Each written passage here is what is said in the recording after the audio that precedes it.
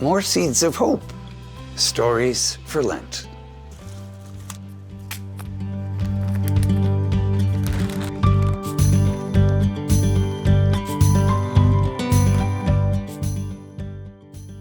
Today's story seed is Ask Me. From the Gospel of John, chapter 5, verse 44.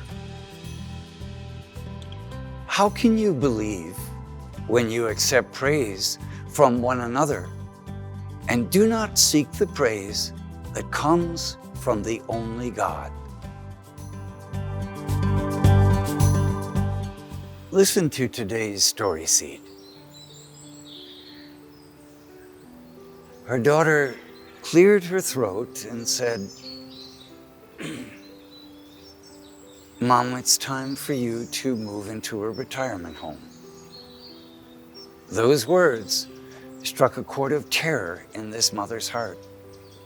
She was worried that her daughter would suggest this, but now she had. No more subtle hints, she had said it plainly. At 79 years of old, she didn't feel that old. She was still able to dress and bathe, cook and drive. She went for a walk most days. She enjoyed reading. Her life was good. But the yard work was hard. It was beyond her. And walking down the steps to the laundry was certainly not as easy as it had been 5 years ago. She and her husband had been determined to stay in the house as long as they could. But of course, he got sick. She watched him slip away from 190 to 150 to 110 pounds. And then one long, dark night, he smiled and took his last breath. Her husband had always known what to do, and she had followed his lead. But now he was gone. There were others telling her what to do. She was listening. Her neighbor said, "Don't you let them tell you what to do. It's your house, not theirs. You tell your kids to mind their own business. You're perfectly healthy. There's no reason for you to move."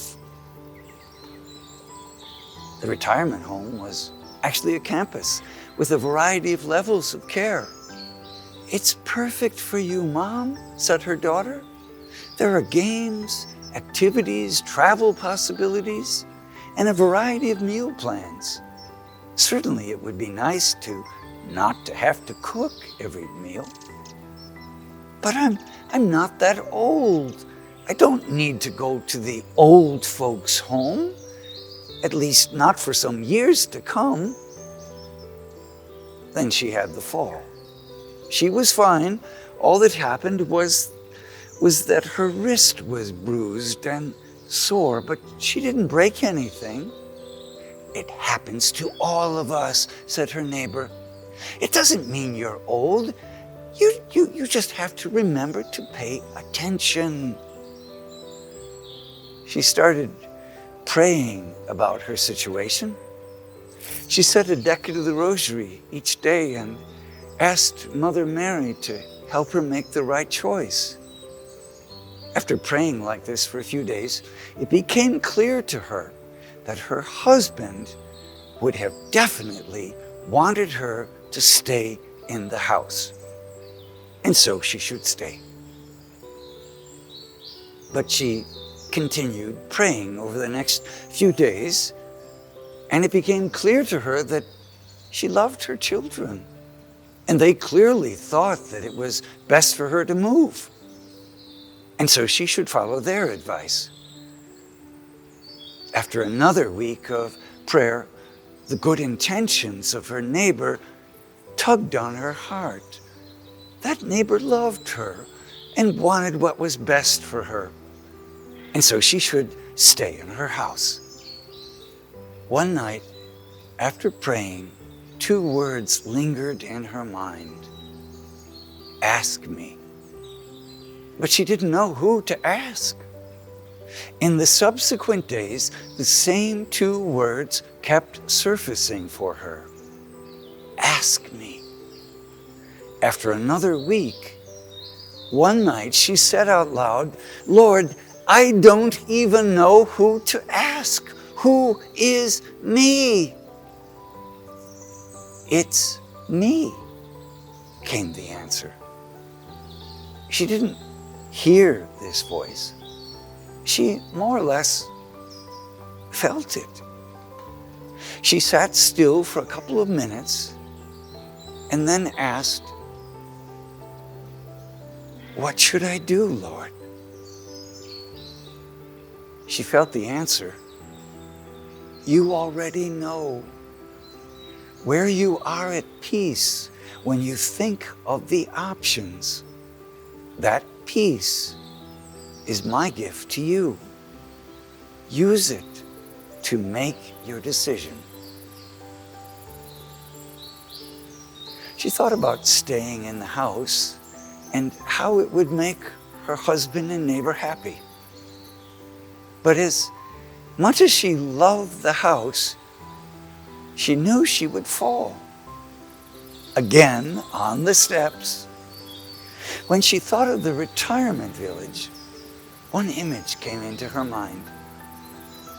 It was a labyrinth that was part of the manicured grounds of the facility.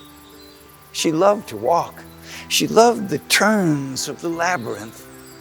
As she thought of it, a calm came over her. Her decision was made. Thank you, Lord, she said. How about you? Are you listening to everybody but the Lord?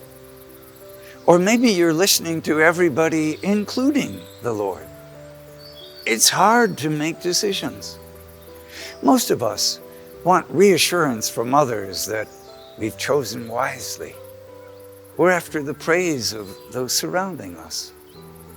That's not necessarily bad. There is something deeper, though.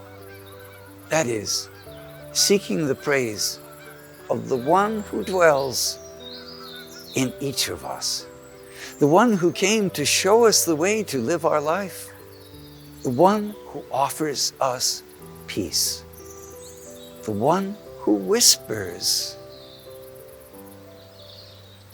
ask me. Now, let's take 30 seconds to water the seed.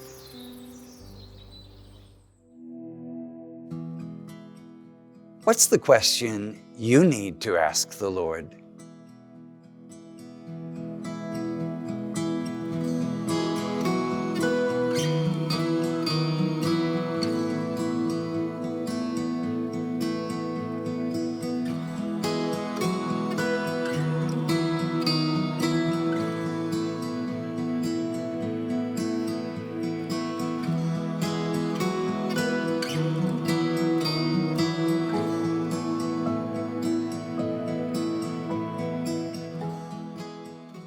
If you enjoyed today's episode, be sure to like it and subscribe to our YouTube channel.